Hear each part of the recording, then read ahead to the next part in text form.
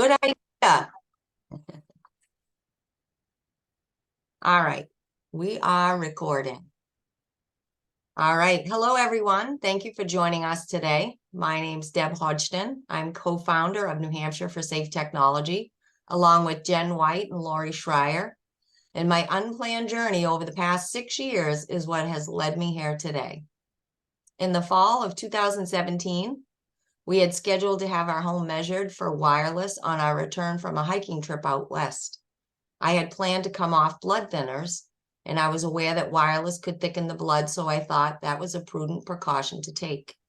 I also had been having issues with insomnia, constant ringing in the ears, heart arrhythmia, palpitations, tooth and jaw pain, dry eye and facial flushing, dizziness, and blood pressure issues. I had developed severe pressure headaches that felt like my brain was swollen or on fire. I had great difficulty thinking, speaking, and remembering. I even got lost several times in the town I had lived in for nearly 40 years. I did not yet know that it was all related until we removed the wireless from our home and cars. My health quickly improved. My seemingly unrelated symptoms disappeared as well. Interestingly, the plant in my kitchen that had sat there doing nothing for over a year suddenly grew 15 inches in just 2 months. That was an eye-opener to everyone in the family. It's much easier to believe what you can actually see. Realizing this is an issue that ultimately affects everyone, I stepped way out of my comfort zone with a little push from reading EMF Off by Olga Sheehan and the support of Cece, despite knowing others will certainly think I must be crazy. I held 2 public screenings of Generations Apt and reached out to many legislators. My state rep, Patrick Abrami, was truly exceptional. He actually listened and responded. He investigated the science. Then he and New Hampshire State Senator Tom Sherman together were successful getting New Hampshire to pass the first U.S. law to begin addressing technology safety. The New Hampshire Commission on Health and Environmental Effects of Wireless was established in the fall of 2019 and produced a groundbreaking report in the fall of 2020. The New Hampshire Commission report is a great place to become informed, to empower you to protect yourself, your family, and community by becoming aware and learning how to use technology safely. We at New Hampshire for Safe Tech, along with Cece Doucette of Massachusetts for Safe Technology, are supporting the Commission's work through community information sessions like this, and we thank you for being here. Our speaker today is none other than Cece Doucette. Cece has been a tireless supporter to us in New Hampshire and everyone on this issue, and we are grateful to her. Welcome, Cece. Thank you so much, Deb. It's such an honor to be here with everybody, and especially you. You've worked so hard over the years to try and help everybody learn about safe technology, and we are just so grateful for everything you continue to do. So hats off to you and the others at Massachusetts for Safe Technology, or New Hampshire for Safe Technology. And so over the next hour and a half or so, I will share my screen and go through a series of slides. And after we're done with today's program, we will save the recording, render that, and in the next couple of days, we'll send you the recording along with my slides. So anything that you see in my slides, you will have direct access to. And you can go do the deep dive into whichever areas interest you the most. So let me get this into full screen. Deb, can you give me a nod if you can see my slides? Okay, thanks. All right, so that MTPW after my name just means that I had the privilege of earning a master's in technical and professional writing from Northeastern University, where I also earned my bachelor's in communication studies. And I would have never guessed that those skill sets would serve me so well doing the work that I find myself in today. So I'm very grateful for that opportunity. And I wanted to share a little bit about how I fell down the rabbit hole with this wireless radiation issue. I helped to run our local education foundation in Ashland Public Schools at the time when the industry was pushing in this 21st century classroom, the ed tech industry, the wireless industry. And I was and I spent 8 years running campaigns to bring in wireless infrastructure, to get funding for iPads and Chromebooks and smartboards and minis and, everything we were being told our kids would need to succeed in this world. And then one night at book group, my girlfriend Wendy, who's an electrical engineer, let us know that she was reading a book called Zapped by Anne Louise Gittleman. And in Zapped, she was learning that there were biological effects to today's wireless tech. And, this was book group, so I just kind of made a mental note of it. And not long after that, I read something else that was inferring the same thing. So I thought, wow, if there really is something to this, I'd like to know, because I spent 8 years bringing it into my children's schools. So I just thought, I wonder if there's any science to this. And so I was astounded to find that you don't even have to scratch the surface very deeply before you will be on top of thousands of peer-reviewed published studies showing extensive biological harm. And we'll go through the science in just a few minutes. So I started sharing my findings with our school district, and I will tell you, it was not an easy conversation to have, because the industry had already convinced them and had already embedded into the curriculum all this technology. So when we opened this conversation with our schools going on a decade ago, they'd look at us like deer in the headlights, because they've already been investing money into this technology. So it was not an easy conversation to have, but ultimately we became the first in the country to even have this little sign hanging in our classrooms with best practices for mobile devices. So turn these things off when we're not using them. Turn on the Wi-Fi access points only when needed, and always place the mobile device on a solid surface. And we'll tell you more about that in a minute. So I realized that they were waiting for higher authorities to actually tell them to take care of the kids and the staff, but they had this sign to cover their legal backside. So then I went to my state senator and my state representative, and I had served alongside our state senator on the Ashland Education Foundation board. And I showed Senator Karen Spilka the science. I showed them my little sign from our schools, and I measured the radiation coming off of our senator's cell phone and her district director's laptop, and both devices went right off the charts. And I'll give you a demonstration in just a few minutes. So our senator is looking at me like, really? And I said, yes. And nobody knows. It's just like with tobacco, gambling, pornography, drugs, alcohol. Adults will make their choices around these addictive behaviors, but it's our moral obligation to protect our kids. And so Senator Spilka put me with a lawyer in her office, and together we crafted a very simple bill that would form a commission and bring the right minds to the table. That was going on 10 years ago now.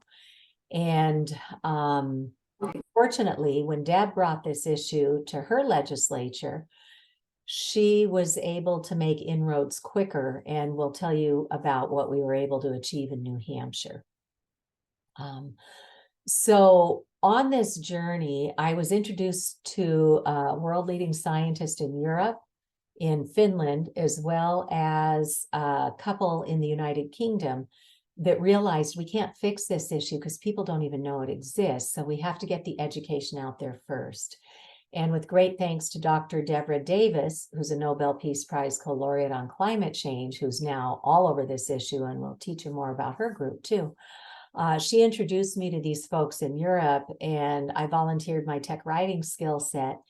And we put together a little nonprofit called Wireless Education, where we have developed an online course that can be used by an entire school district, an entire workforce, a municipality, to do online training on this topic in about a half an hour. So we try to keep the price as low as we can and still keep our little nonprofit afloat. So the cost for that little course is just $15.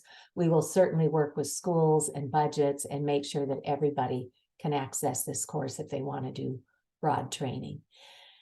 And then when I was down at the State House with our bill, There was an expert panel that was brought in by this Dr. Deborah Davis, who's a Nobel Peace Prize co-laureate on climate change.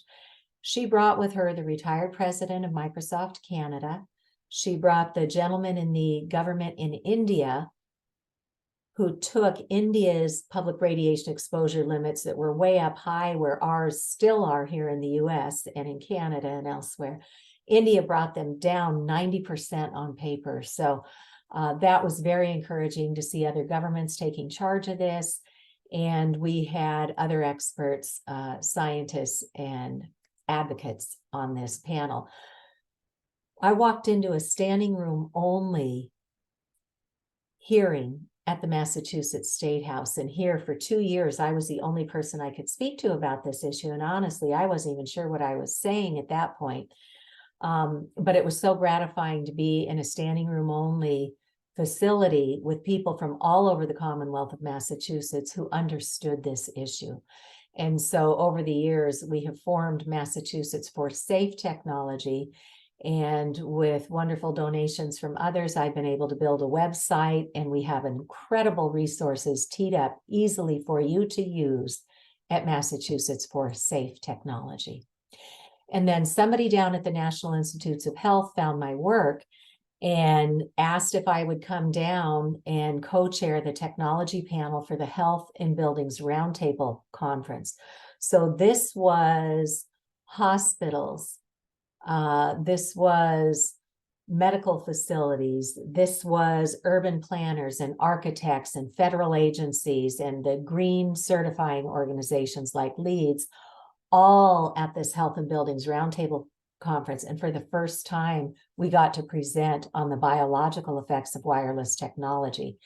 And I like to share this link because it's a good one for instant credibility. It was down at the National Institutes of Health. I gave opening remarks. We had Frank Clegg, who's the retired president of Microsoft Canada.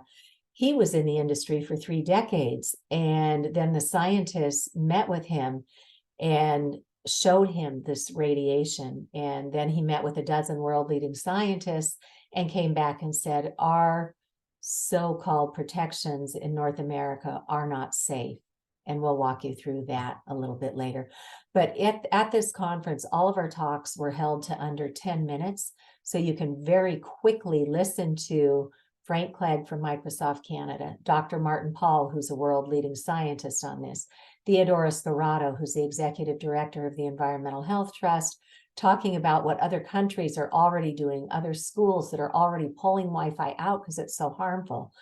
And we also had Peter Sullivan. And I ran into Peter's work out on the internet one day when I watched a presentation he gave, I think to a group of philanthropists. He's a philanthropist as well. And Peter used to be a fighter pilot, kind of like Top Gun. And then he went into a career in Silicon Valley. He's an engineer, and his friends were the ones who invented cell phones and stuff. So he's been deep into technology for years. And then his health started crashing. He lost too much weight, got rail thin, his teeth were getting brittle and falling.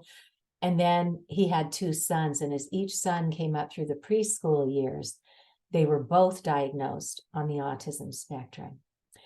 And so Peter, being an engineer, started systematically going through what was happening, and he discovered the radio frequency radiation, or these electromagnetic fields, or EMFs, as they're often called, that are pulsated out of all wireless technology unless we learn to turn those pulsating antennas off. So Peter did what a lot of parents will do when they have children or loved ones on the spectrum. They will go to a clean organic diet to get those chemicals out of the body.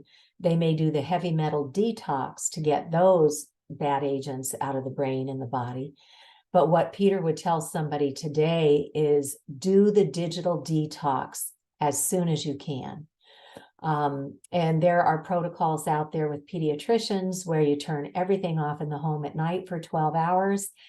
And one pediatrician out in Walnut Creek, California, Dr. Toril Gelter, she has this protocol, and she shared with us that one of her patients was a young boy who had never been able to speak. He was nonverbal.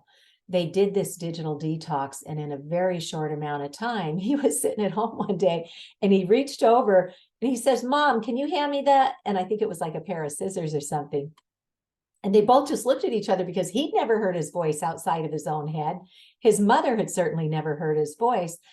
And once you remove these wireless radiation exposures, for many people, their body can finally start doing the catch up on the cell repair and regeneration. So we don't want to overpromise anything because we know every body is different. Everybody's got their own proclivities, and we don't want to overpromise, but there are huge health gains to be had by simply learning the facts on this topic. So Peter joined us at the National Institutes of Health to talk about what we can do in the world of technology to keep ourselves safer.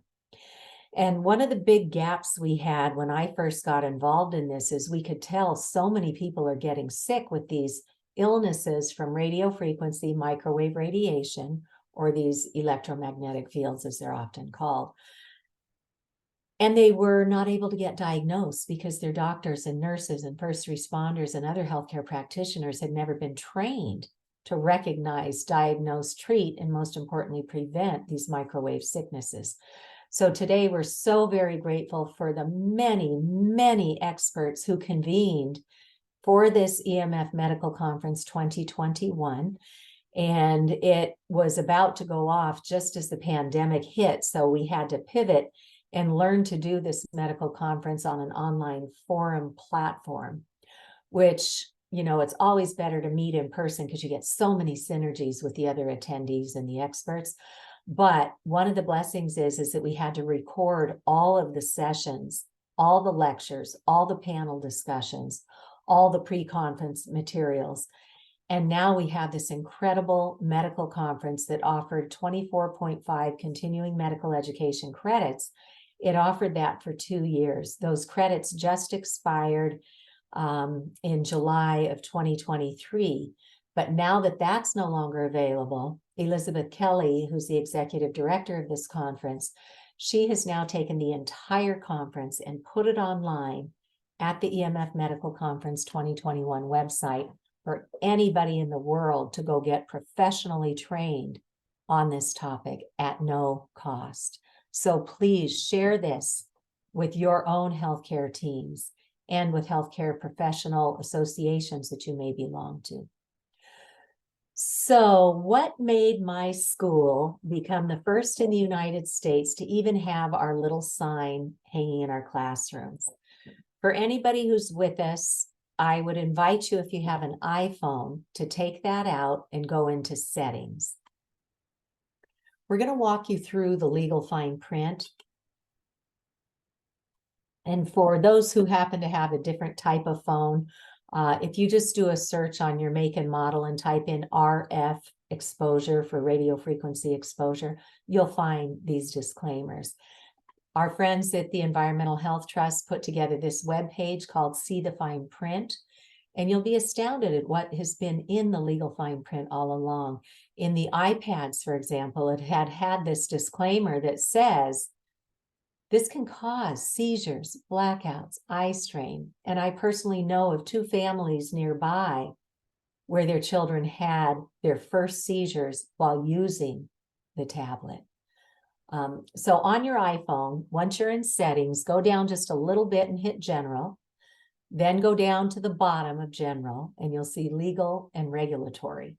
Hit that, and on the next screen, about 4 down, you will see RF exposure. This is this radio frequency, 2-way microwave radiation that the industry in this fine print disclaimer politely calls energy. And it is. It's a man-made energy form. In that fine print disclaimer, it tells us a couple of really important things. One, they tested this device at a distance from the body. So if you're tucking it in your bra or your shirt pocket or your suit pocket, or you're putting it in your waistband or your yoga pants, or you're sticking it in your back pocket, you're exceeding the Federal Communications Commission's public radiation exposure limits. What they don't tell you is that those limits were never biologically safety tested. They were based only on how much heat from a device would it take to heat up the gel inside of the mannequin's head And the mannequin is modeled after a military man, 6'3", 220 pounds, 90th percentile of military fitness, which reflects pretty much no child, no woman, and not even most men. All they did was say, how much heat would it take to raise the temperature inside this mannequin's, gel head? Well, we have something far more sophisticated inside of our skulls, and it's never been safety tested for us. So further down in that disclaimer, it suggests that you use a hands-free option, because once we know how bad this radiation is, it's just common sense. You don't touch something that's radiating. But what they don't come out and tell us is that for every, I guess you could call it a service that they've given us on these devices, your cellular and your data, it has an antenna. Your Wi-Fi has a separate antenna. Your Bluetooth has a separate antenna. Your hotspot has a separate antenna. Your locator, and for anybody who didn't know any better and upgraded to a 5G phone, that is another array of separate antennas in there. So you have 5 or 6 or more radiating antennas inside of a cell phone, constantly going, here I am, where are you? Here I am, where are you? Pulsating this microwave radiation. And so some will say, oh, well, the Earth has its own natural electromagnetic field, so these electromagnetic fields must be fine. Well, the Earth pulses this lovely healing electron energy 7.83 times per second. When we got so fancy as to use digital technology with our man-made frequencies, when we're talking something in the megahertz range, like our Wi-Fi and cell phones, that's pulsating this spiked jackhammer of microwaves at 1 million times per second. And when we talk about the gigahertz range, which they're now promoting for 5G and the Internet of Things, it's also used in Wi-Fi and other applications. That's pulsing at 1 billion times per second. So our poor cells, our biological cells, are just getting hammered with this radiation. So that legal fine print has been in there all along, and most of us had no idea. So when I was figuring all this out, and I learned that there are microwave radiation detection meters available on the market, I thought, wow, our town has a grant pool. How about if I go for a grant and try and get one for our library and get one for our schools, because it's invisible. So how else do we know it's there? But once we can measure it, then we can know what we're up against, and then we can start taking measures to bring that down. So I'm going to stop the screen share just for a moment and give a demonstration on what this invisible exposure looks like. So in the scientific literature, we don't want to kid ourselves. There is no safe level of man-made microwave radiation in the scientific literature. It should never be around children because their systems are still under development, and we know it damages their DNA, among other harms that we'll show you in a sec. In the scientific literature, they say we should be no higher than 10 in our sleeping areas. And the unit of measurement on this meter is something called a microwatt per square meter. So basically in 3 feet of air, how much radiation should we aim to get to as low as we can? So we want to be at 10 microwatts or less. And this, by the way, is the meter that was recommended at the EMF medical conference. Doctors and others are putting this into their practice and loaning it out to their patients, having them go home, measure, come back, tell your doctor what you found, and then they'll walk you through how to get rid of that radiation exposure. So we want to be at 10 or less. So once I stopped circling my tail in my home and decided, hey, I'm the mom, it's my job, I need to protect my family, I started one by one just fixing it. Everything that was wireless in my home, I listened to the experts, I watched YouTube videos, I learned how to simply hardwire everything. So we want to be at 10 or less. Right now, my house is in this nice, healthy green at 3. But watch what happens when I take my cell phone out of airplane mode. I keep it in airplane mode as a rule. Everybody knows now to get me on my landline or shoot me an email, and I only use this in emergencies on the go. So I keep it in airplane mode as a rule. And let's just watch as all of these antennas come online in my phone. And they're doing this handshake. Here I am, where are you? Here I am, where are you? With the cell towers and the routers that are nearby. So I'm gonna stop that demonstration and go back into airplane mode. And you see it dissipates out of the air after a few seconds. So we were at 3 in my safe house. And just by turning on that one device with multiple antennas, we went from 3 to 726,000 microwatts per square meter. And if anybody had sent me a text or, if I had my emails turned on, I've seen this go up higher than 3 million just by turning my cell phone on. So again, our message is certainly not no technology, because we love it and we live by it. And this is how we can be together today doing this education forum. But it's high time we all have the opportunity to learn the facts on how to use technology safely. So I'm going to go ahead and resume our screen share. And I think you should be able to see that again. And it took me 3 rounds, but after I educated our select board, which is our local form of government here, and our library, we became the first in the United States to put one of these meters on loan in our public library. So anybody with an Ashland, Massachusetts library card can go borrow it for a week or so, and then go measure their home, measure their office, measure their children's schools, measure their cars, wherever you spend time. Just go see what you're up against, and then we can learn how to fix it. I met a doctor at the first medical conference in 2019 out in California, and she turned out to be right here from Massachusetts. She and I got a grant from our state cultural council, and we did a program at her library and also put a radiation detection meter on loan. And now out in Pittsfield, Massachusetts, their library directly funded this newer one from the medical conference. And these are both in the $400 range. So it's not really going to break the bank for our libraries, because today our libraries are having to reinvent themselves because not as many people are actually coming in for books. So a lot of libraries today have a library of things, like my daughter wanted to borrow a power washer from her library. So it's not a huge stretch to say, can we please have funding to put a radio frequency detection meter on loan in the library? That's something all of us can do. And then our local cable stations are one of the last bastions of independent reporting left in our country. So some of you may know that we had like 50 mainstream media outlets not that long ago. They got bought up, and they got bought up, and they got bought up, and they got bought up. And now we're down to about 4 to 6 major conglomerations that own mainstream media.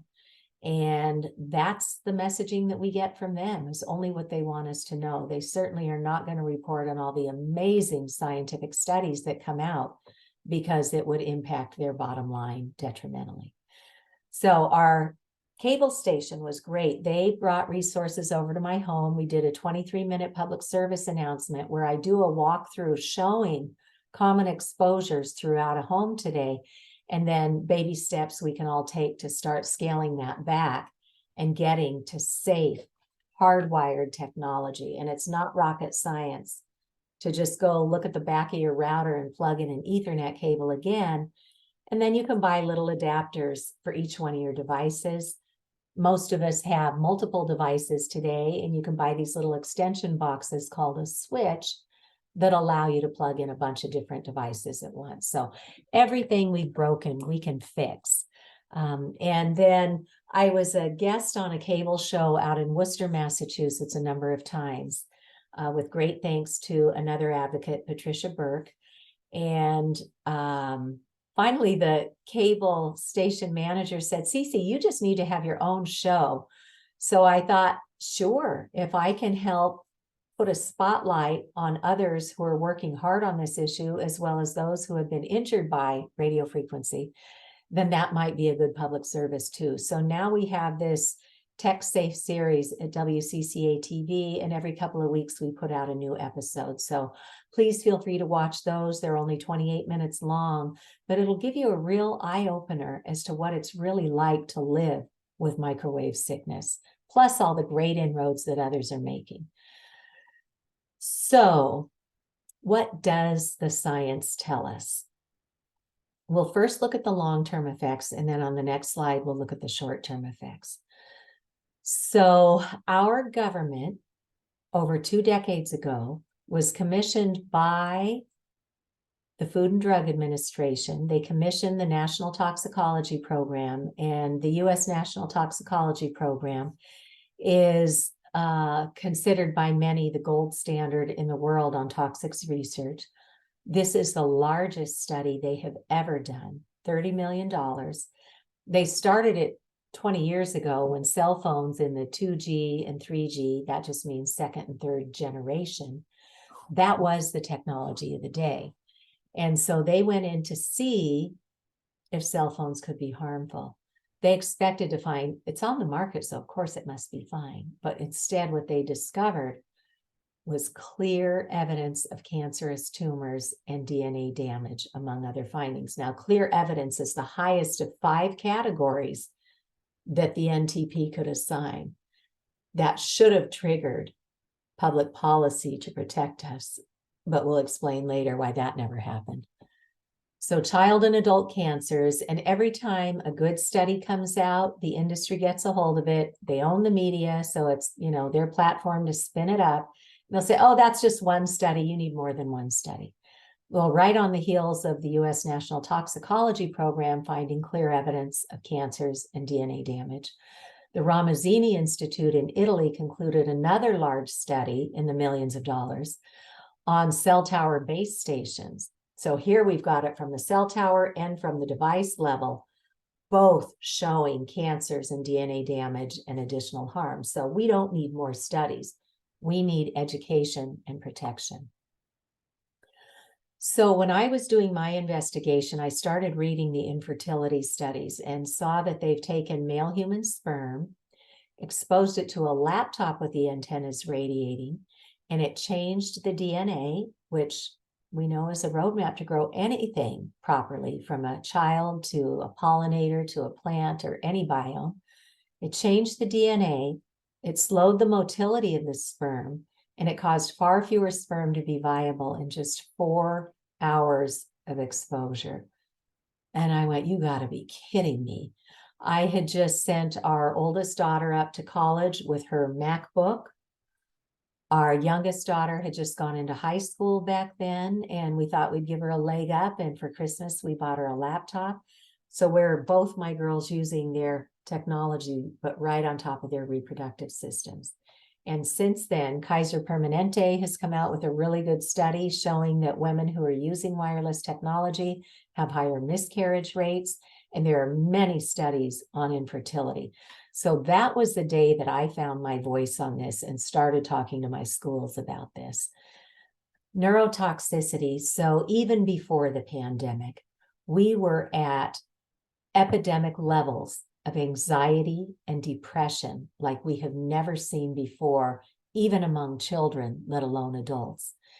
And Dr. Hugh Taylor, who runs the OB-GYN program at Yale Medical School, Dr. Taylor did some of the rodent studies, and he saw that when you expose these pregnant mice to cell phone radiation, when the pups are delivered, they come out just bouncing off the walls with behaviors much like a child with ADD or ADHD, not a care in the world, can't concentrate, doesn't focus.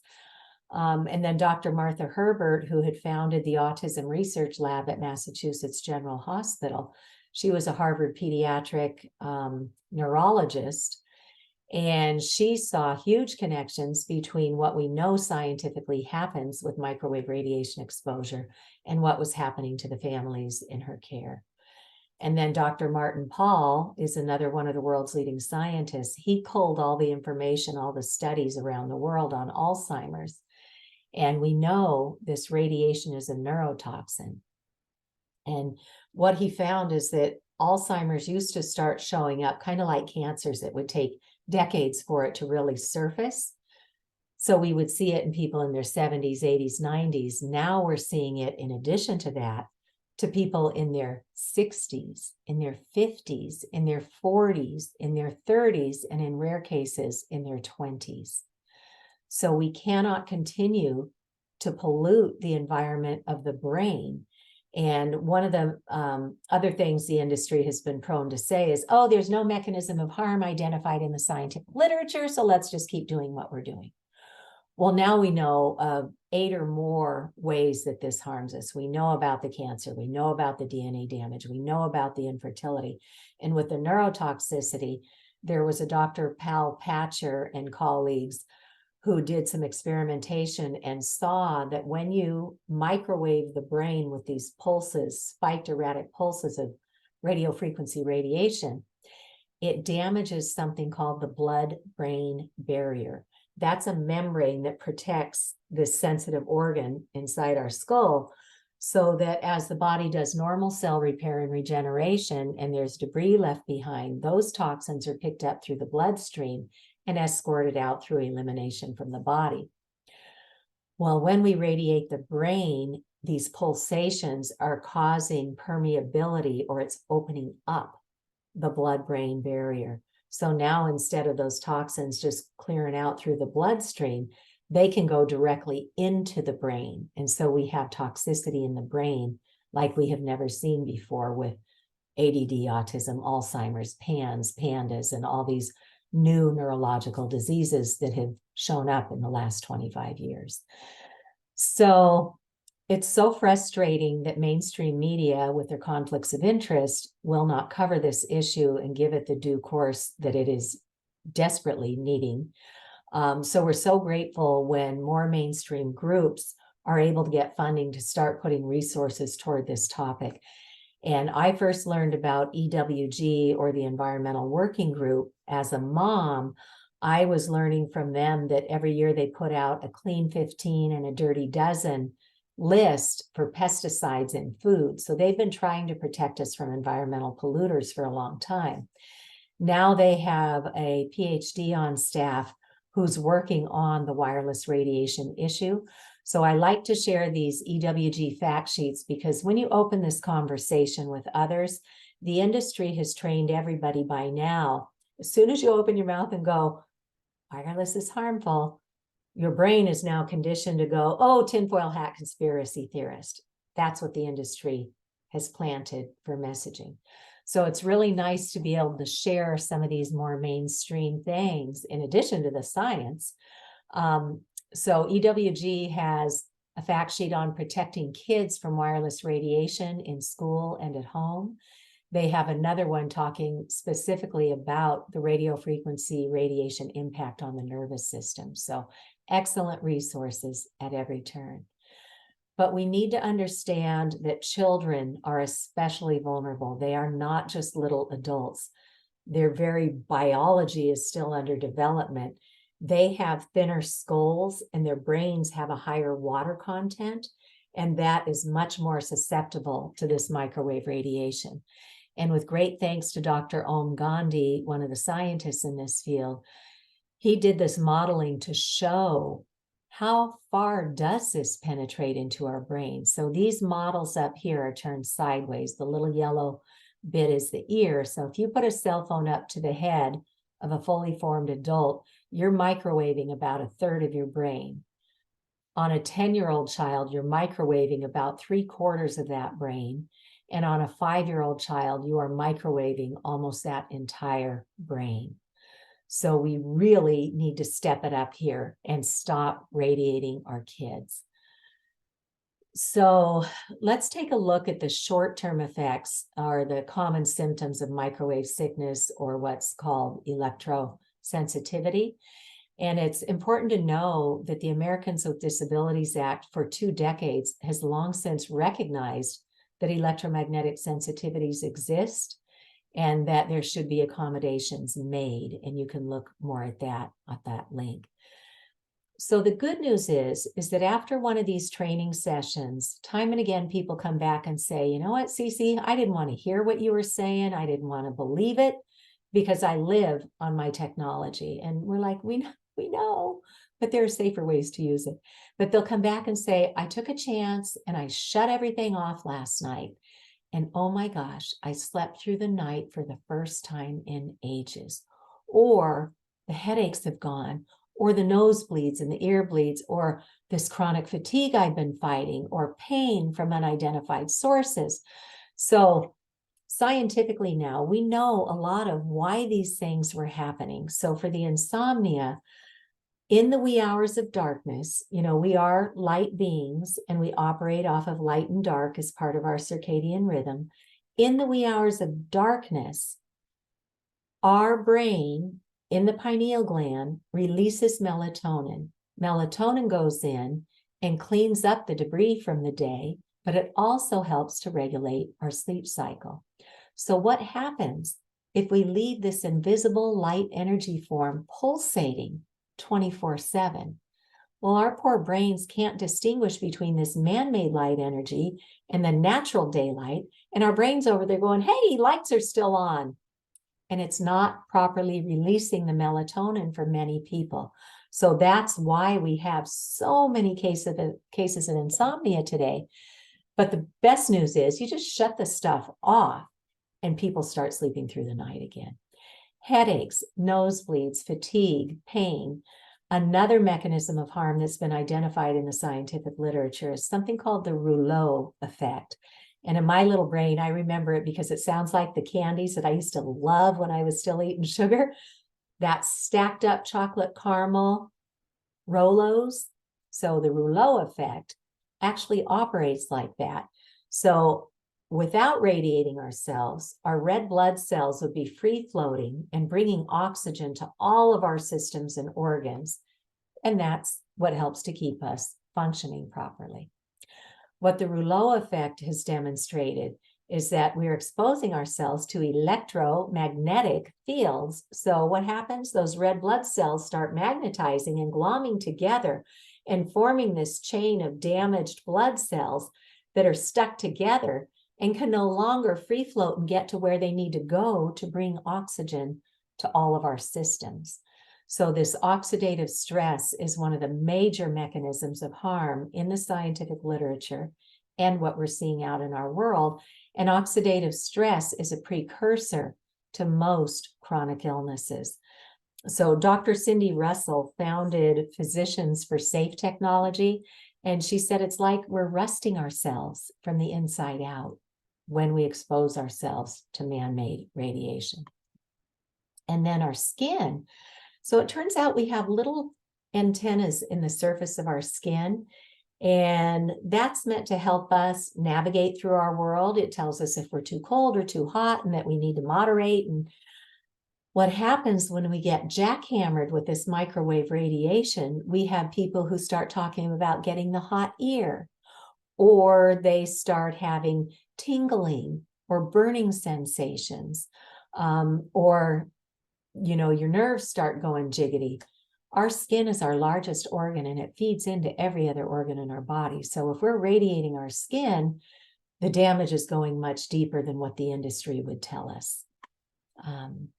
And then, we are bioelectrical beings. Our cells are whispering to each other all the time. And we're very finely tuned. That's why if something's going jiggity with your heart, you go and you get an EEG done, or you said with your brain, an EKG. We are measuring our electrical circuitry with those forms of testing. And what happens when we're exposed to microwave radiation, for a lot of people, it dysregulates their heart and it may start going too fast or too slow, depending on how your body personally responds. Cognitive impairment, where we can't hold a thought anymore. It used to just be as we aged, that was a natural, slow part of aging. And now people of all ages can't remember what they're doing. And then this one, anger and behavior issues. At the EMF medical conference, it was just heart-sickening to hear these doctors telling us that if we don't get ahead of this and if we don't stop microwaving the brain, we can expect to see many more of these societal outbursts like the mass shootings. When kids went back to school after the pandemic, there were 3 different news stories in the Boston media here from 3 different districts where children were literally wailing on their classmates with the Chromebooks. So they're losing their ability to regulate their own behaviors because it's damaging the gray matter and the white matter of the brain. And it's a neurotoxin, right? So we talked about anxiety, depression, and suicidal ideation already at epidemic levels before the pandemic. So it's not, unfortunately, just you and I and our children. It is every biological cell on the planet is impacted by this huge, huge layer of electrosmog we have adopted. So our pollinators and our birds have a symbiotic relationship with the Earth's electromagnetic fields. They have mechanisms built into their beaks or their brains that allow them to be in sync with the Earth's electromagnetic field, and that's how they get around, that's how they navigate. Well, now what we're seeing as we've cranked up the radiation in our societies is that it's dysregulating their navigation. So pollinators are having a hard time getting back to the hives. Birds, you know, we have reports out of The Hague in the Netherlands when they started testing 5G over there and they started microwaving the air. These birds by the hundreds were just dropping out of the sky, either stunned or dead. We've subsequently heard things about these antennas they put on the cruise ships with, you know, 4G, 5G. The birds are drawn toward it and then they get zapped by it and they come down too.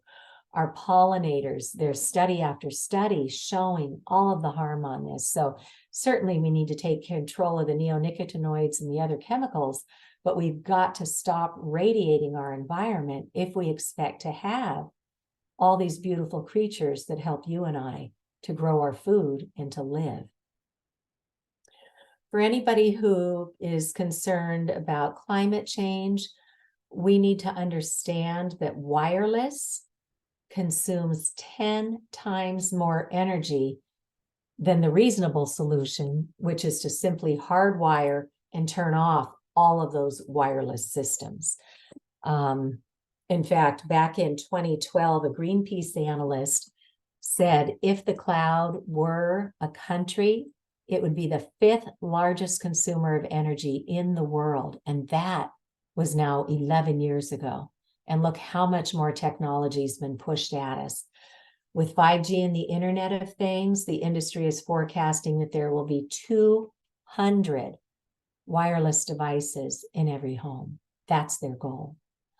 So, and there's a whole host of other human atrocities that go into getting the dozens of minerals that go into every single one of our devices, from down in the Congo where they're, you know, raping, pillaging, putting children out there to gather all the, it's horrendous. If we understood that, we would never just go for the next shiny object that the industry is selling. We would use everything to its full and useful life cycle, and then we would be darn sure to recycle every bit of it before we went and bought something new. The data warehouses, the networks, our personal devices with streaming, with sending and receiving, with charging and recharging and all the apps that we've been talked into putting on our devices that honestly, most of us don't even use them very often. They're in the background continuously doing updates and using energy. Streaming consumes huge amounts of energy. So don't sit there on an active device streaming, download it, turn off your antennas, and then just enjoy whatever technology you have on your device. You don't need radiation to enjoy a lot of what you do. So there was that big question hovering over me. If this is as bad as we're seeing in the scientific literature, surely somebody's got to have our backs on this.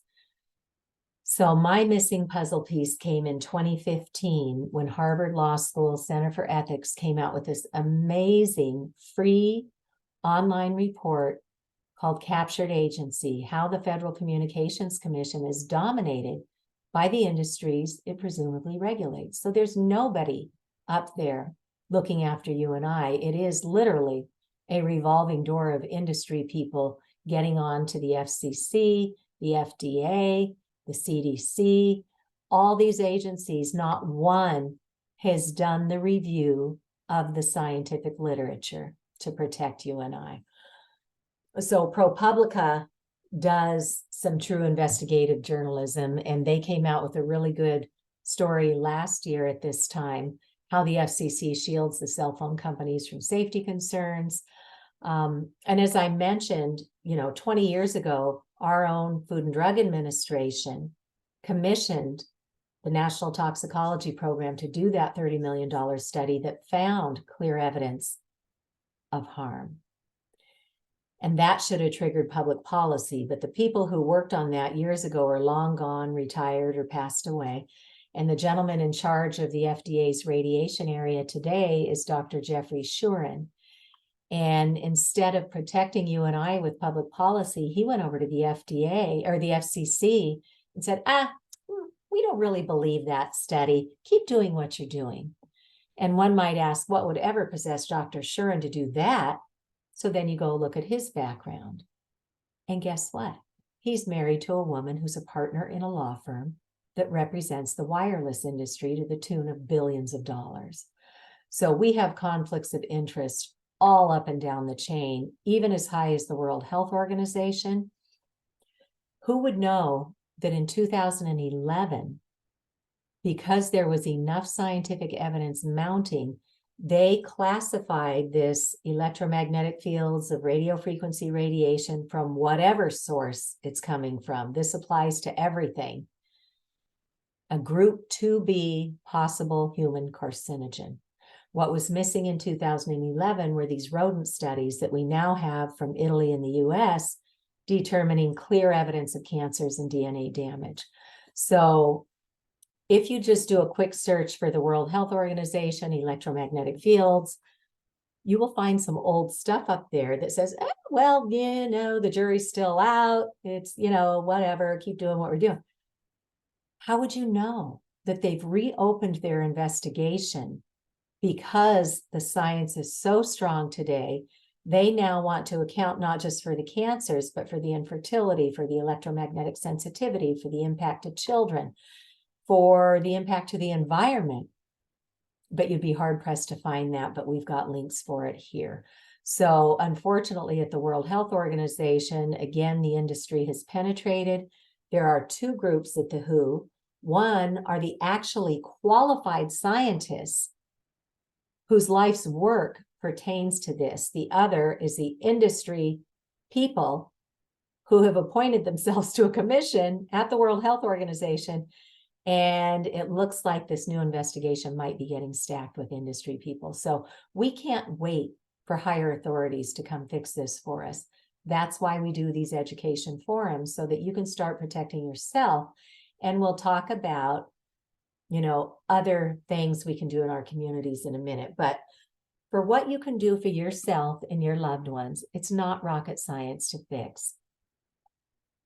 On this diagram, the first step is go take a look at your router, and you will find that there are Ethernet ports. All you have to do is plug in a big long Ethernet cable and run it to wherever you use your technology in your home. If I had a box of Ethernet cables in my basement that I just went and pulled out, so that was easy enough. But if you're buying anything new, look for a shielded Ethernet cable. That just means there is a foil liner inside the plastic tube around the wires.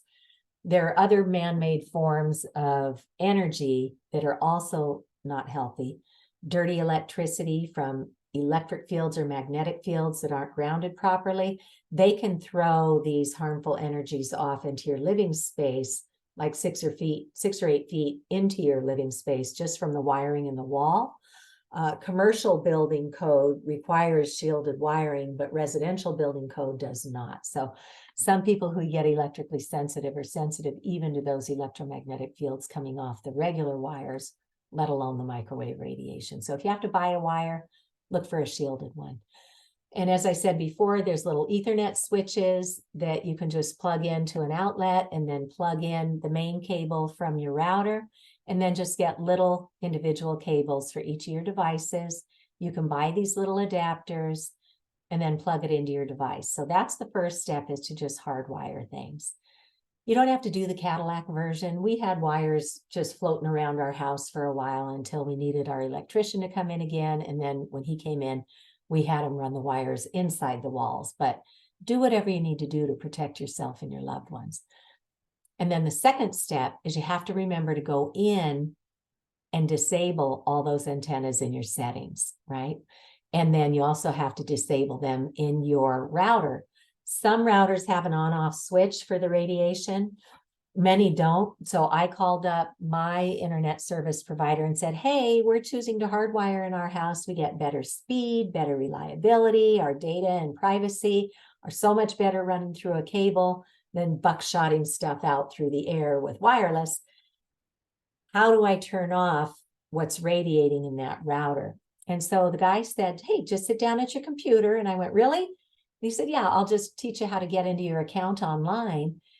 And he gave me my internet address. I went in there, I went into wireless settings, and there was a 2.4 gigahertz antenna and a 5 gigahertz antenna. And I just went off. I hit the apply button, and it said something like, you realize you're cutting everyone's wireless off, right? And I was like, and I hit the button.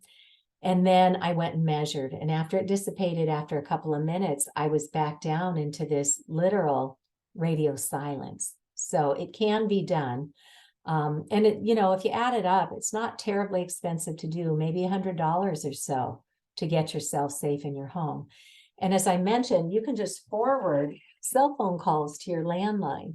This is one that people with electrical sensitivities recommended because it's just got the jack into the wall. It doesn't have an electrical outlet. So if you're sensitive to the man-made electricity stuff too, that one I got at Staples for like $30. So I can just forward cell phone calls to the landline when I'm not on the go. And then it's important to measure. So for example, I was sitting here one day and I thought I had everything turned off in the house. I ate a nice, clean, organic breakfast, and it just felt like the earth was sucking me down. And I've never felt good under fluorescent lights. My body's been telling me for decades that that's not a healthy energy. So I may be someone who would wind up being electro-hypersensitive if I didn't take precautions. So I'm pretty careful in my own home. I'm like, why do I feel so funky again? So I pulled out my meter and I started scanning, and it was my printer. And the little glow plate on the front for Wi-Fi was turned off, but my daughter had been home over the weekend and she asked if she could turn on the wireless for a minute to print something out. And I said, yeah, just make sure that you turn it off when you're done. And she thought she had done it, and I thought she had done it. But it turns out when I looked up the manual that there were 3 antennas in that printer, and only one of them controlled the glow plate on the front of the printer. So all I had to do was go into settings, locate those other antennas, and go off, wait a few seconds, and then measure again. So it's critically important to measure. Like we did in our town, you could see if your library will put one on loan. If you're fortunate to just be able to buy one outright, that's not a bad move, because every product that comes to your house now could potentially have a radio frequency antenna in it. Our stove bit the dust, and my husband ordered one, and it got delivered, and it had smart technology in it. So I guess, I don't know who would do this, but if you're not home and you want to turn your stove on, or maybe you forgot to turn it off, you could do it from your cell phone, communicating wirelessly to your appliances at home. Go figure, I don't know. So when I measured that stove, it measured 1,090,000. And again, we want to be at 10 or less microwatts per square meter. So I looked in the settings on the stove, and there was no way for me to disable it. I looked in the manual, and I found the RF exposure disclaimer in there. And it actually said, stand 20 centimeters away from this radiating device. And I'm like, come on, really? I'm supposed to stand in the middle of my kitchen and try and cook off my stove. It's ridiculous. So I wound up calling tech support. They sent a technician over and he pulled off the back of my stove, and behind the digital display, that's where the motherboard is. And right next to that was a little tiny board. And he just unplugged that little tiny board. And I measured again and I was back down under 10. So it's a really good idea to invest in something that can help you to measure these radio frequencies, because otherwise you could think you've got it all right and the damage is cumulative. So if you leave it unwittingly exposing you, you could very much still be in harm's way. So that's how to take care of the things that you and I can control. Unfortunately, we're getting into situations in our communities now where the industry is coming in and convincing our towns to get rid of the old analog meters for our gas, water, electric, solar, and even propane energies. So those analog meters used to last for 40 or 50 years. It was strictly a mechanical device. They had the little dials going around. And now they're being replaced with these digital meters or smart meters. And these things pulse microwave radiation continuously. The industry will try and sell it that, oh, it's just a few seconds a day. Well, I sat there in my dining room where we've got a solar meter and a regular electric meter mounted on the outside of our dining room wall. And I sat there with this meter and I did the math, and over a 24-hour period, 17,000 pulsations of microwaves. And all they would have to do is just hardwire the meter to the home's internet. And you don't need to have radio frequency. The signals can travel where they need to go. One of the properties about microwave radiation is it amplifies on metal. So if things are not done properly, that radiation brings an additional threat because it can hop on the house pipes and wires and travel all over that and literally turn your home into one big giant radiating antenna. And then there are so many reports across the country and the world that these things are not designed properly. They're not installed properly. We see fires, explosions, improper grounding, power surges that cause these horrific accidents to happen. And then for anybody who cares about their data, this is another way these smart meters are a vehicle to harvest our data, and this brings up very serious privacy issues. And at the EMF Medical Conference, they said that when these smart meters go in, or heaven forbid, a bank of them on a multi-unit dwelling, this is a leading cause of sudden onset microwave sickness. So we see this time and again. It's also a major environmental justice issue. You know, we've seen for decades these toxic industries, they come in, they roll out their toxic products in environmental justice communities where they are below the normal or the average income level, largely minority. People are working 2 or 3 jobs just to try and keep a roof over their head and food on the table. They'll come in and, like they did in Worcester, Massachusetts, National Grid came in to pilot their smart grid pilot program. And they'll turn around and say, hey, look, it was a success here. Now we're going to roll it out across the whole state. And hey, Rhode Island, and hey, New York, hey, Connecticut, look how great it was in Massachusetts. Get on the ball. You're falling behind. You guys got to get them. Well, this pilot program was a disaster in Massachusetts. They went millions of dollars over budget, and they wanted to turn around and slap the ratepayers or the customers with the cost of their inefficient managing of this, let alone the biological effects that it's having when you start pulsating microwave radiation. So Jeremy Johnson is a Silicon Valley engineer, married to a woman who's a medical doctor. And both of them all of a sudden started getting really sick, and nothing in her medical training could help them to understand what was going on. And they eventually figured out it was when these smart meters went in on their condo that they started getting so sick. So Jeremy does an excellent TED Talk here. I think they're limited to 15 minutes. That's a really good one to share and especially with engineers and physicists and technologists, because they've only been told you have to have heat from a device to have harm. But as we've seen in the scientific literature, that's just the tip of the iceberg with the heat. The harm is happening at hundreds of thousands of times lower at the non-thermal, low-level, non-ionizing emissions from wireless radiation. So that's a good TED Talk. And then Dr. Alexia McKnight works with radiation professionally. She's a veterinary radiologist. And all of a sudden, she started getting really sick to the point her cognitive abilities were so impaired. She was out in traffic at a light and could not remember if green meant stop or go. It was a 50-50 proposition, and thank goodness she made the right choice and was able to get herself home safely before she injured herself or somebody else. So she has also done a TED Talk on this.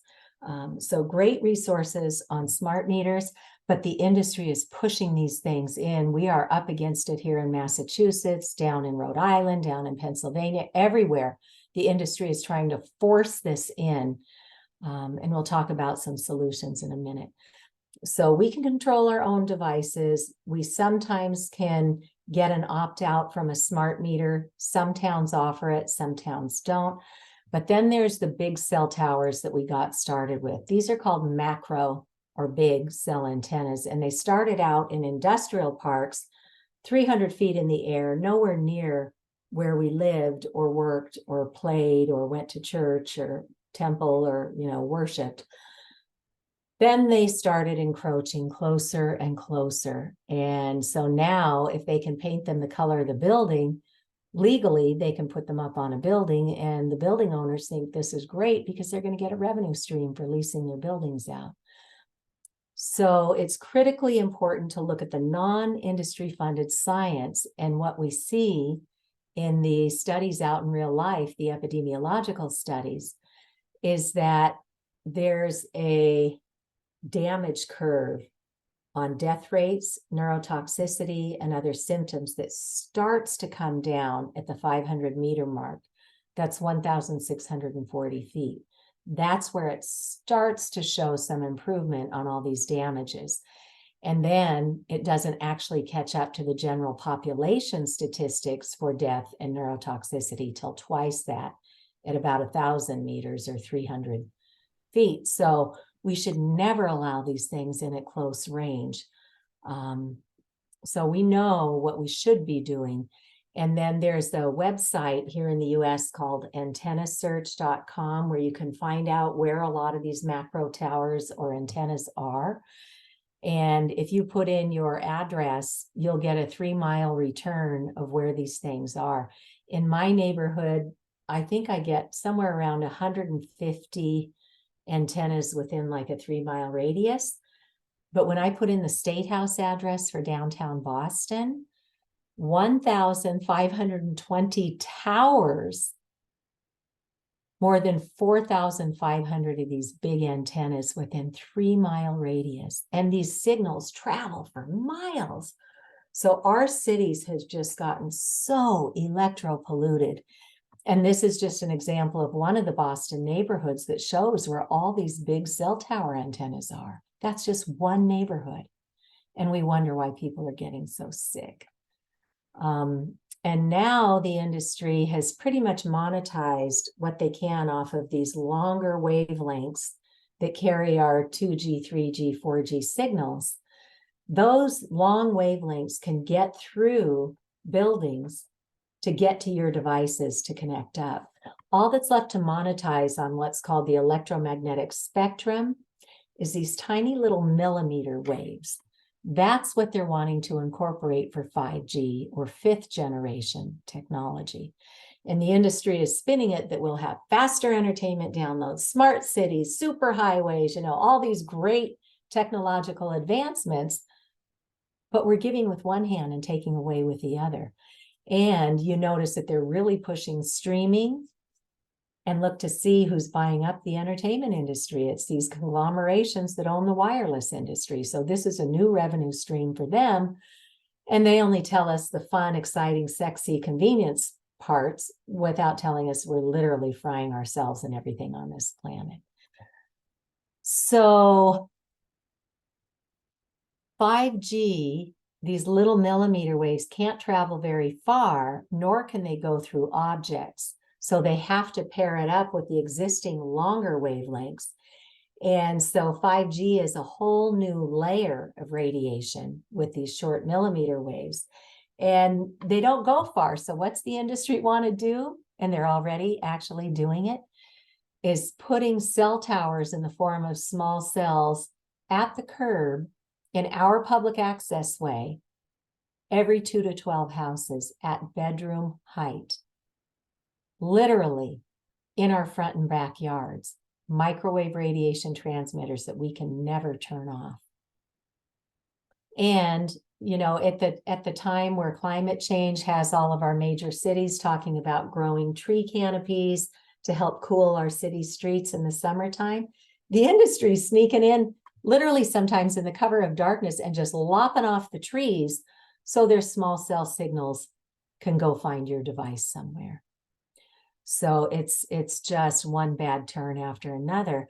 And U.S. Senator Richard Blumenthal from Connecticut was at a congressional hearing in the Commerce Committee with the industry. And he says to these two industry guys, so please share with us, how much money has the industry spent on independent studies, not funded by industry to come up with their own results, but how much independent funding has been given to study this issue?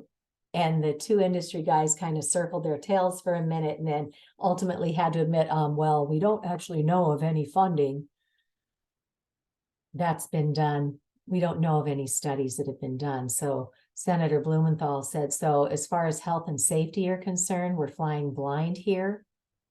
And that's the state of things. So this is I think a 3 or 4 minute clip at this link of that hearing, so you can see it for yourself. So even, you know, the ones who do report on this are saying 5G is a bad joke. You know, we're getting the same kind of connection speed with 4G. We don't really need 5G. And yet there went Verizon last year announcing, woohoo, we're bringing 5G to 1 million people in our big cities now. And there's been some research done that show where we have inundated areas with 5G and other heavy doses of microwave radiation, that we actually saw higher death rates and higher COVID case rates in those areas. And when you understand the science and the way our bodies work, it makes sense scientifically, because we only have so much energy in each one of our cells. Those cells are well calibrated to use that energy to get us through our daily activities and then to do cell repair while we sleep. So what happens when we have this constant barrage of microwaves? We're damaging ourselves to the point where our cells can't keep up. They don't have enough energy to fix all of that. So it's not a popular paper, but boy, did it go through a rigorous peer review. Normally, 2 or 3 experts in the field would do the peer review on a study before it's published. This had 15 or 16 experts look at this before they agreed to publish it. So yeah, we're not saying COVID-19 was caused by 5G, but there are certainly cofactors happening here. So Dr. Magda Havas was a co-chair of the medical conference. She also retired from Trent University in Canada, professor emeritus, which means she retired with honors. And she recognizes that our governments have just dropped the ball on this in large measure. Nobody's measuring out there. So she has built this global EMF monitoring project. And she is asking you and I to be citizen scientists. So for everybody who uses the Safe and Sound Pro 2 meter, because you have to have the same scientific instrument to do a study, she has us go, for example, one part of the study was to go down your main road in your town and measure at 4 or 5 consecutive intersections using her protocol and document what those measurements were for radiation and then put it into her database. And so she calls this her BRAG project, that stands for black, red, amber, and green. So in the scientist community, they said, well, listen, nobody should be anywhere near radiation that's transmitting. So if you had a cell tower and you weren't standing right under it, you know, if outdoors we were at 1,000 microwatts or less, that's probably pretty good, because if you go home to a clean environment, your body can probably clean that up overnight. So we want to be at less than 1,000 outdoors. We start getting into the amber trouble up to 10,000, in the red up to 100,000, and in the blackout zone over 100,000. So what does it look like in real time? Some of us have gone out and taken measurements, and for example, up in Westmoreland, New Hampshire, at their fire department, it was in the green in the 400s. In Keene, New Hampshire, at the time this was done a couple of years ago, it was starting to get into the yellow or the amber. And now we understand that citizens have been fighting so hard up there, but they're putting these small cells right in neighborhoods in Keene. So we expect these numbers are probably way up in the red, if not black now. Nashua, New Hampshire was already in the red, Concord, New Hampshire, and Stratham, where they had tried to fight a cell tower and they wound up putting it on their main strip in the black. And look at the north end of Boston. The north end is where all of our really lovely Italian restaurants and bakeries are. We have millions of tourists every year going through there. And Hanover Street is the main drag. And most people say, oh, look at that pretty wrought iron lamppost. Well, this is actually a cell tower at street level. In addition to all the great shops and restaurants, people live right above there. We have little old people who have been living there for decades right outside of a cell tower. So this is what's happening in real time in our communities, between the small cells, the macro cells, and the smart meters. We need to educate our towns so that we can make better choices. And Martin Luther King Jr. taught us that once we finally do start making important changes in our communities, it comes through 3 channels. First, the public learns about it and gets engaged, which we're hoping to inspire today. Second, it goes through the courts and the guilty are held accountable. In this case, we need to bring the science in line, and we need to hold the industry accountable. And then third, public policy eventually catches up, in this case, to the science. So I'll let you guys pound around in my slides when we send them out, but I want to go through some really encouraging actions that are happening. None of it is happening fast enough to protect you and I today. So that's why it really comes down to the citizens, because all politics is local, as House Chair Tip O'Neill used to say. We have to take charge of things ourselves, in as much as it takes us out of our comfort zones. You know, I was just little me. I had no idea what I was getting into when my friend Wendy said, hey, guess what? Wireless is harmful. But I can't stop, because I brought it into my kids' schools, and we've got to get this taken care of. And it's not rocket science to fix. So let's look at each one of those areas. And again, you can go pound around through these links, but one of the most important things that's happened is that when Dr. Jeffrey Shuren went to the FCC and said, yeah, so the FDA did this study that showed clear evidence of harm. We don't really believe that. Keep doing what we're doing. The FCC took that advice from the FDA and entered it into something called the Federal Register. Once they made that formal statement that they had no intention of updating their really archaic 1996 public radiation exposure limits, then the lawsuits could begin. So the Environmental Health Trust, Children's Health Defense, and others around the country started suing the FCC because there had been an open docket or an open case at the FCC that started back in 2013. They left that file open for 6 years while the industry just poured all their toxic technology in to our communities. They left that docket open for 6 years, and scientists poured in their science. Doctors poured in their case studies. People who have been sick put in their statements. People who have lost their loved ones to microwave sickness put in their statements. 11,000 pages of evidence of harm were entered into the public record. So when this legal action started, it all got consolidated into one big court case that went to the DC Circuit Court of Appeals at the federal level. And it was called the Environmental Health Trust et al., which means the other guys, versus the FCC. And so the Environmental Health Trust and Children's Health Defense and the others organized all the information that was put into the public record into 27 big fat binders of 11,000 pages. And that cost thousands of dollars to organize.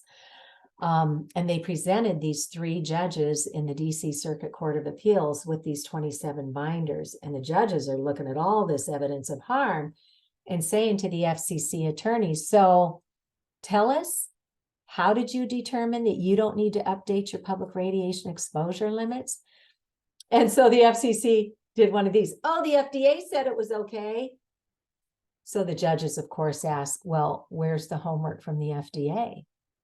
And there is none, because none of our federal agencies have ever done their job to do the top to bottom review. We have a huge regulatory gap on the wireless radiation issue. So the court found the FCC was guilty. They said they were arbitrary and capricious, and I had to learn what that meant, but it means they made it up.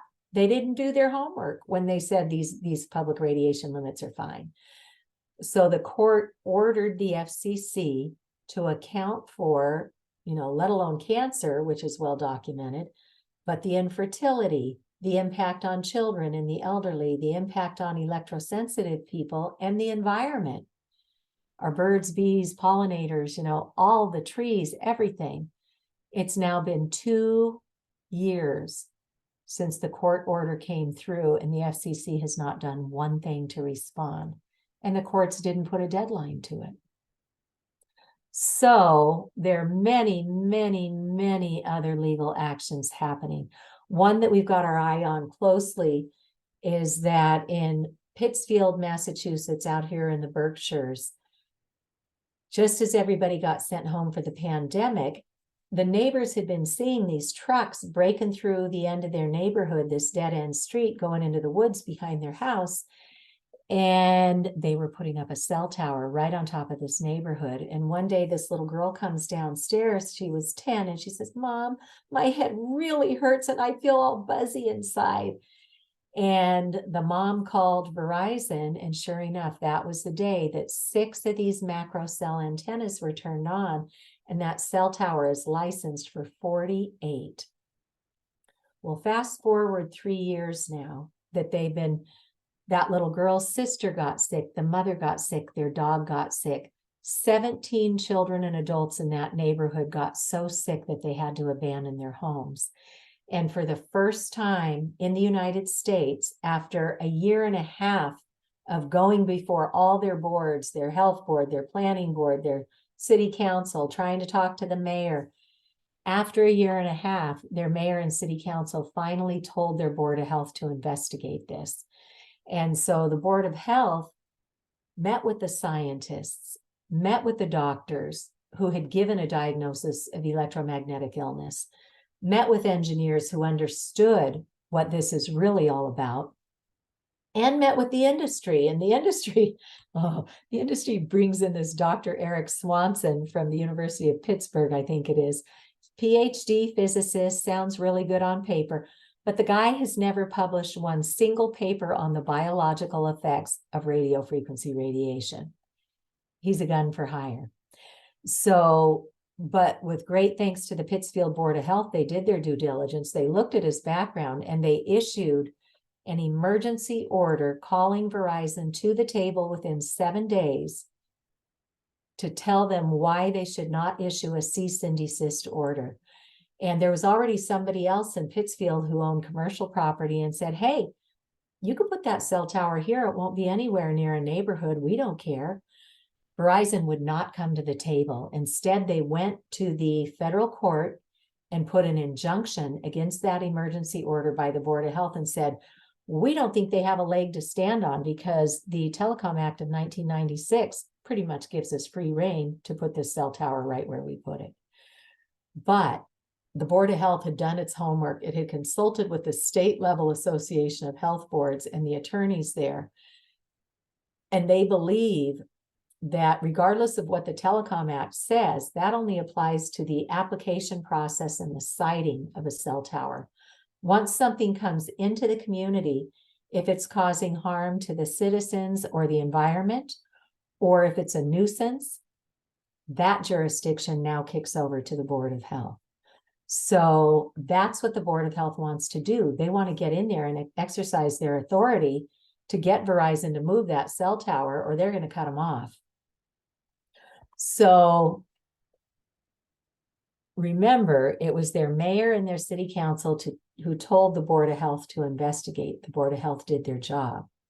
Verizon gets an injunction in the courts, and their mayor and their city council will not give their own Board of Health the funding that they need to take this to court.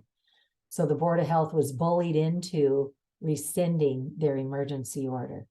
So with great thanks to Children's Health Defense, they have collaborated with the citizens in Pittsfield, and now there is a civil suit against the town of Pittsfield to get that injunction lifted so the Board of Health can do its job. And if they succeed, you know, it's very rare. I don't know if it ever happens that a court will go against a Board of Health.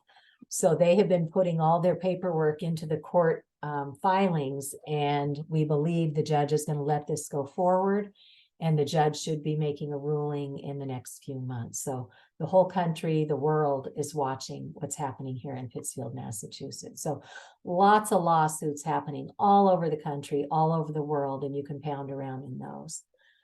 The second thing that Martin Luther King Jr. said is that things start kicking in, or the third thing, I guess. First, the public tunes in, then it starts going through the courts, and then we finally get public policy to catch up. So I mentioned that we have had bills here in Massachusetts for 10 years now, and we've made some progress. We've come out of committee favorably, but we've never enacted anything into a law.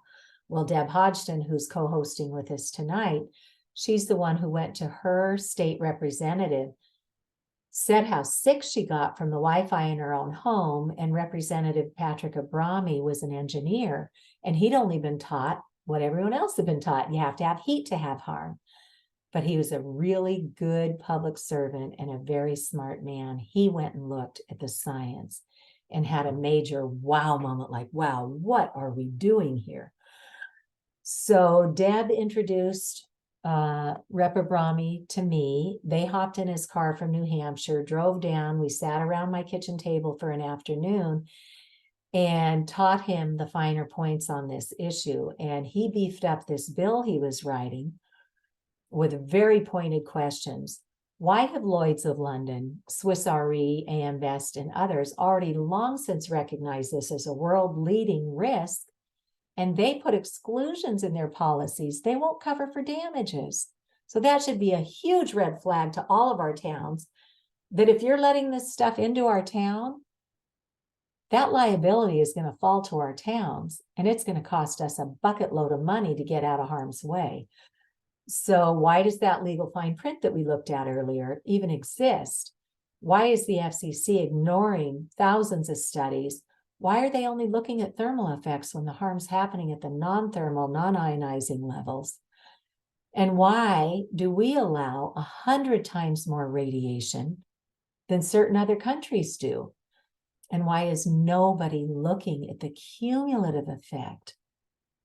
What happens when you put a child in a classroom with 28 or 30 tablets all radiating at once, with wireless access points in the ceiling, with smart boards and minis and Apple TVs, all just polluting these kids in addition to their own wearables, their own cell phones, and it amplifies around metal.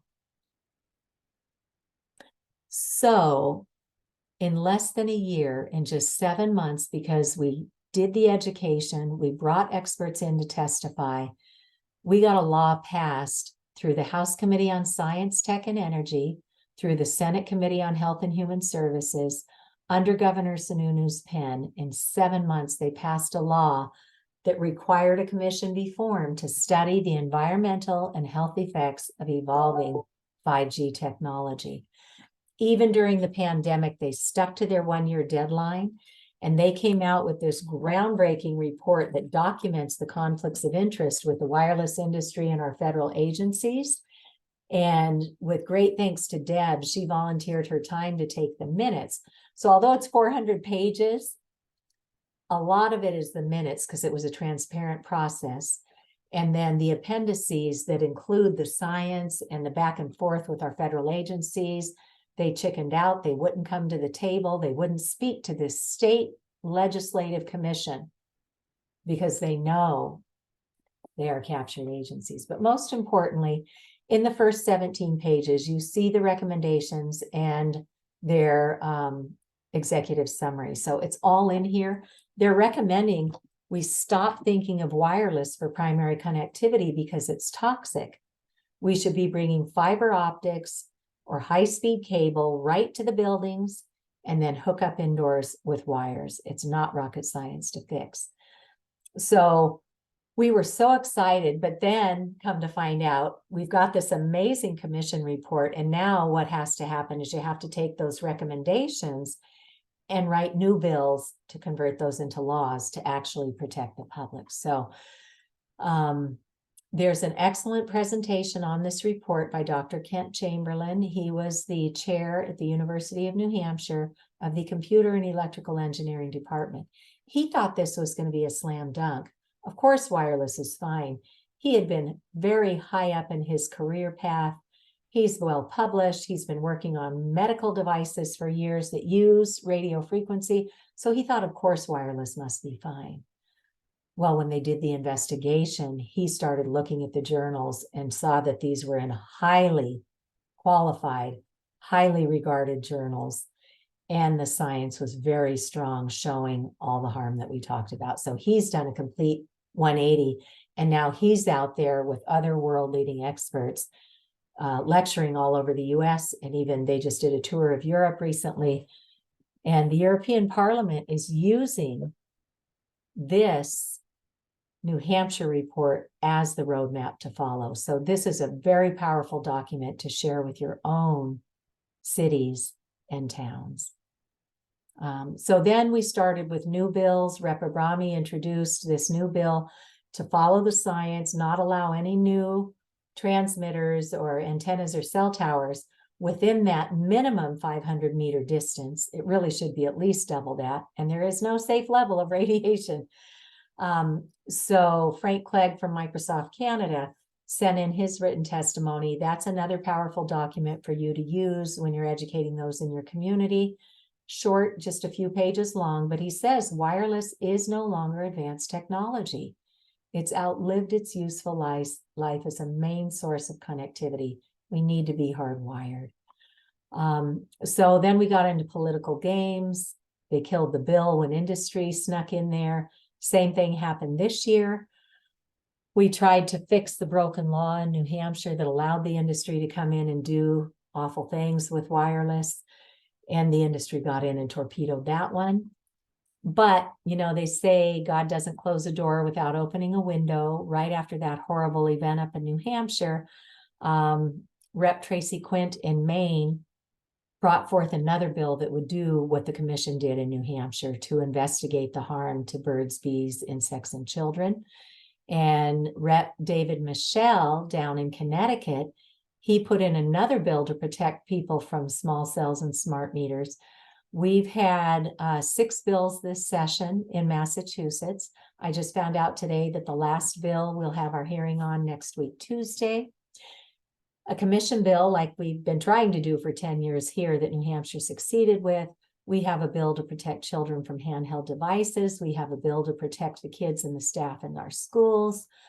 We have a bill to at least give us an opt-out from these smart meters, and it's got an emergency preamble on it because, like I said, Eversource and National Grid are looking to roll out these toxic smart meters all over the Commonwealth in the next year and 2. And then there's a new bill that would give everybody the right to exercise their civil rights under the Americans with Disabilities Act for protected classes. So they have the right to ask for accommodations from radio frequency exposures or any other thing that people need to have protections from under ADA. And that's the one that's going to come up for public hearing next Tuesday. And then this is another new bill. We already have a database in Massachusetts called MAVEN. It's the Massachusetts Virology Tracking Database or something. It's where they track how many cases of Parkinson's, how many cases of food poisoning, how many cases of COVID are being reported by our local town health authorities and our healthcare teams. It's time that we include electromagnetic sensitivity in that state level database. So once we have better data, we can make better public health decisions. So nobody anywhere is tracking how many. And there are others in the scientific community who say half of the population today is already experiencing microwave sickness symptoms. And some are becoming electro-hypersensitive, maybe 30% of the population. And then maybe 1 point something percent are disabled. So that's like in the millions already are disabled because they can't get out and access society anymore. And then it's not just us here on the West Coast, on the East Coast. There are bills in many other states that you're more than welcome to go look at and perhaps start this conversation. So public is taking action all over the country. The industry comes in though and says to our towns, oh, hey, you're going to get a revenue stream if you let us put these cell towers up or these small cells. And if anybody complains, you know, they're wrong. There's no science. It's just the NIMBYs. We don't want this in our backyard, but they're wrong. That's another big line that they tell our towns. There are more than 150 national groups already that you can go perhaps connect with, or if you go to this link, Americans for Responsible Technology will teach you how to actually start your own group if you need to do that. So just for encouragement, here in Massachusetts, all these towns have had successes. So don't be shy about getting up there and diplomatically working with your towns, because there's no cavalry coming. There's nobody else who's going to fix this for you. It always starts with the citizens. In some cases, you're so lucky that you get really good public servants who do their due diligence, and then they figure out a way around what industry is trying to do. So it can be done. And then the towns start getting active. The city of Boston filed complaints with the FCC saying, hey, we believe the citizens. You need to step up here. The city of Boston joined others around the country in suing the FCC. They didn't win, but it shows all these legal actions step off of one another. So even if we don't win outright, it's a win because it gives somebody else the impetus to keep going on this. And then in Burlington, Massachusetts, Verizon put in 7 applications for small cells, and the town got on this and they formed a townwide committee with somebody from all their boards, from zoning and planning and the select board and the board of health, and they came up with a small cell policy. And this became a national example with Americans for Responsible Technology, because they couldn't outright just say, no, you can't put cell towers in. But what they could do is say, if we grant this application, you have to come back every single year and recertify that this equipment you've put in our community is still viable under the current law. And we as a town don't have the money to hire an independent consultant. So you, Verizon, and all the other vendors, you're going to have to pay out of pocket to our town to bring in an independent. We don't want your experts. We want an independent expert to come in and do the assessment every year. Well, the industry wants to put millions of these small cells up. So they did not want to set a precedent for paying to have all these recertified every year. So the Verizon attorney withdrew their 7 small cell applications the night that Burlington ratified their small cell policy. And actually today, Ruth Wren and I were on with their planning board, because they're now looking at updating their regular what's called the Wireless Communications Facility Zoning Bylaw that they put in place in 1996. They're brushing that up, and we recommended that they speak to others who have already made their bylaws stronger and get in touch with an attorney who knows what's going on with this. So a lot of towns are working on this. So take heart from that.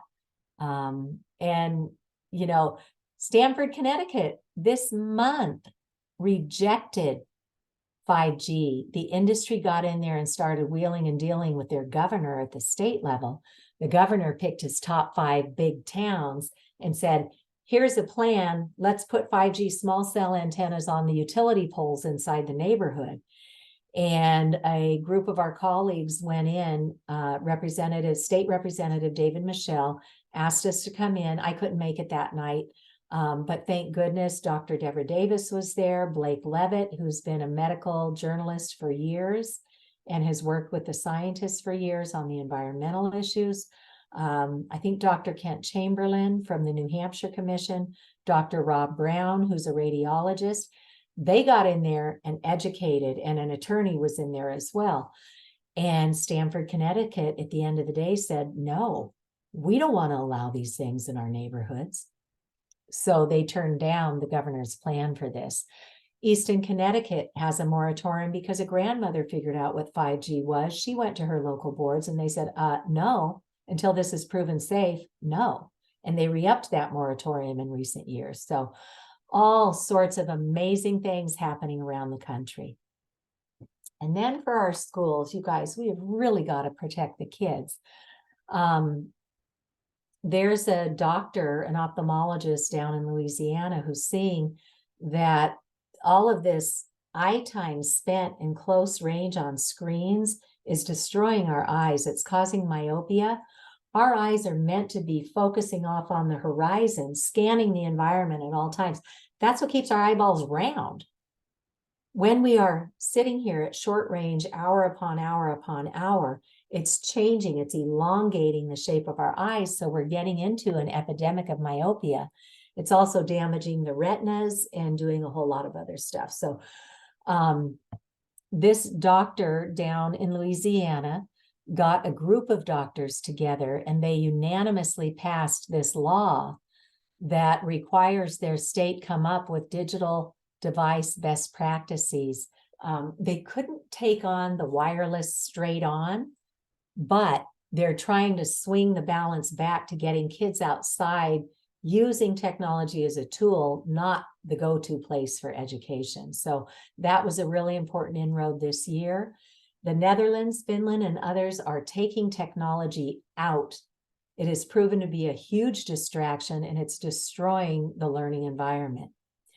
New York Times did a series of articles on what Silicon Valley executives are doing.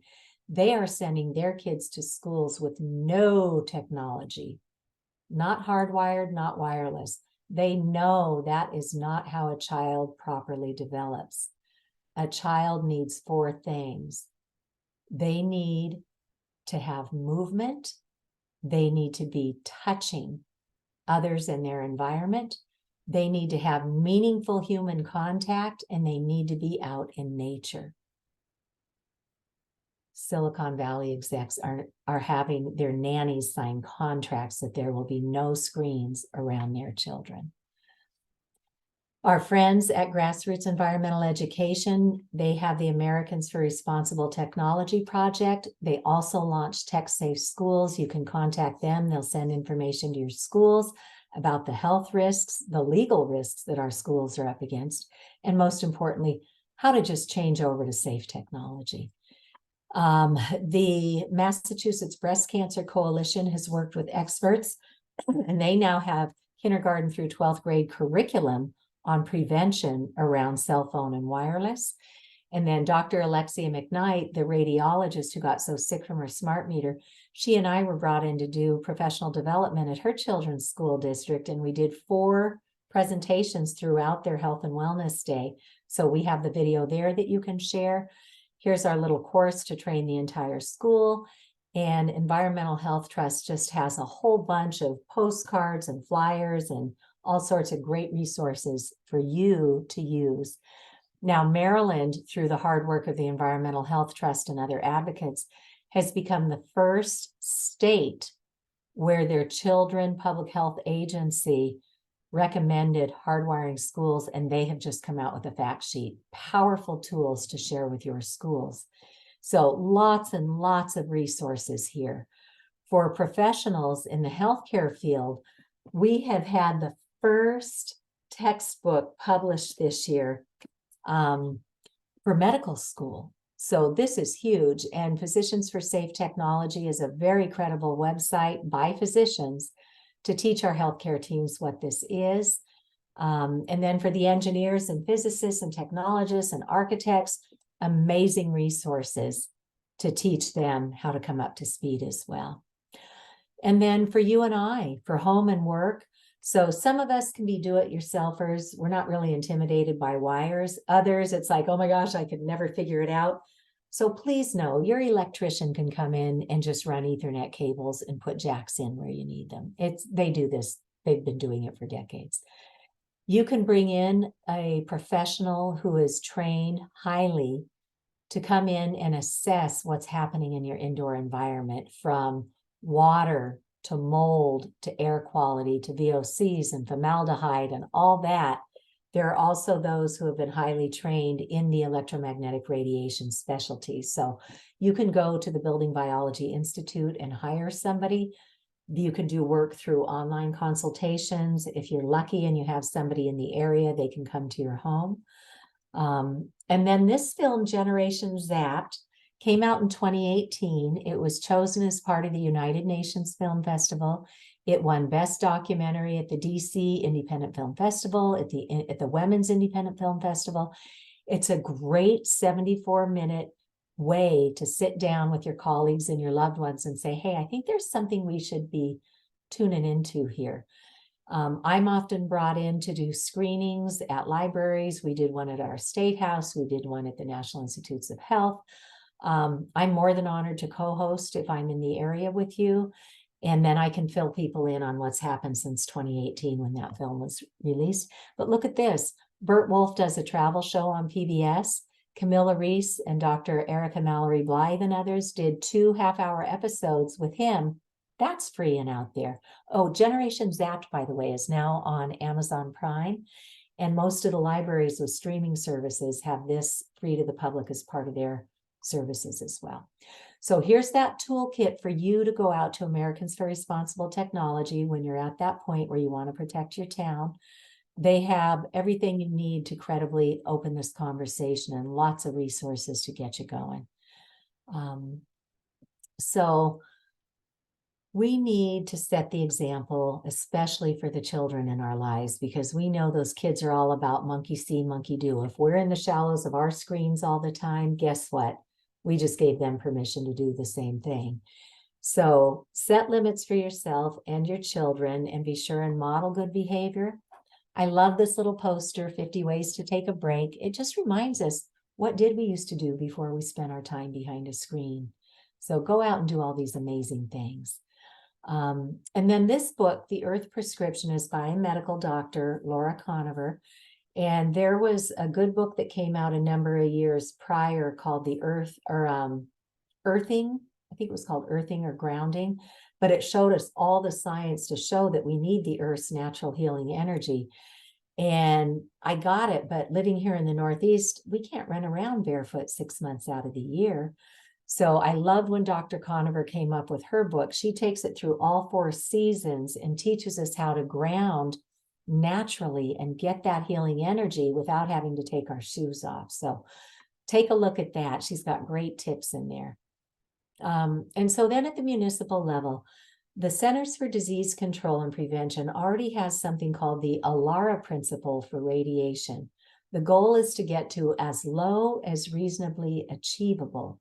And we need to start applying this not just to the ionizing radiation, which breaks the atom. That's why we wear a leaded vest when we get x-rays. That's why we don't stay out in the sun 24/7 or hang out in the gamma rays. We need to start applying the ALARA principle. That should be our goal, to get to as low as reasonably achievable. And there are excellent resources for our municipal leaders. Today, we met with the Burlington team and we showed them Reinventing Wires, the Future of Landlines and Networks.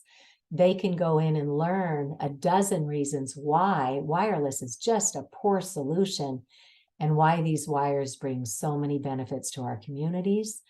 And then critically, we have to differentiate between industry priorities and what's actually in the public's best interest. And that means we have to measure, not against the FCC limits, because they don't protect anything, but against the biological effects. And we know what those numbers need to be. So next steps, don't kid ourselves. There's no safe level of this radiation.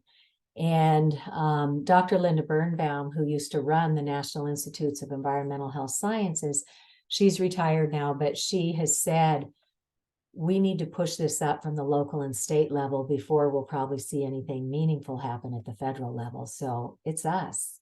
We are the cavalry, you guys. It's citizens.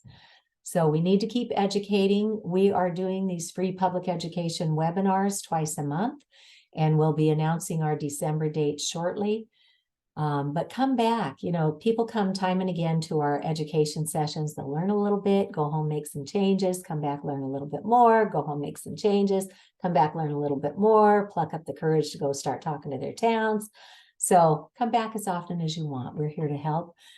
I can be brought in to do townwide forums. You can look at some of these ones we've successfully done elsewhere, but we've really got to get the kids protected in the schools because nobody is stopping all that wireless radiation that's in there. And then think about where you are. Do you belong to professional associations? They're always looking for speakers. Bring me in. I can teach them the facts. So for our towns, every town should now be forming tech safety committees because technology is here to stay. Our towns need to understand that we have got to at least have a no-fee opt-out on these smart meters, but should really be not allowing radiation in our communities, and start migrating toward hardwired and get your local zoning bylaws as strong as you can, because once the industry comes in and hands you those applications, you don't have time to get a new zoning bylaw. There's shot clocks on those applications, and you need more time than those 60 or 90-day shot clocks to get your zoning up to speed. So don't wait. Use the resources, the good samples that are out at Americans for Responsible Technology, and highly recommend that your town hire an excellent attorney like Andrew Campanelli, because most of our town attorneys are great, but they're not any match for the wireless industry. Andrew Campanelli used to work for the industry till he figured out what they were doing. Then he switched teams, and now he helps towns write their zoning bylaws to be as strong as they can be under current law. So for today, just start noticing, how can you reduce your exposures? What is radiating? And start with baby steps. First thing you should really do is protect your sleep. And then start putting in the Ethernet cables and adapters and turning off all the antennas and measuring to make sure you got it. Keep your mobile devices in airplane mode and then only turn on the one antenna that you need for the shortest amount of time you can get away with. And look at these beautiful sheets that you can just go print right out at Environmental Health Trust. This is just a sampling. They've got a lot of great stuff. So we are so grateful that you took your time out of your busy day to join us. And we've got a few minutes left, so I will stop the screen share, but you can go out to the Facebook page for New Hampshire for Safe Tech. We have a Facebook page too for Mass for Safe Technology.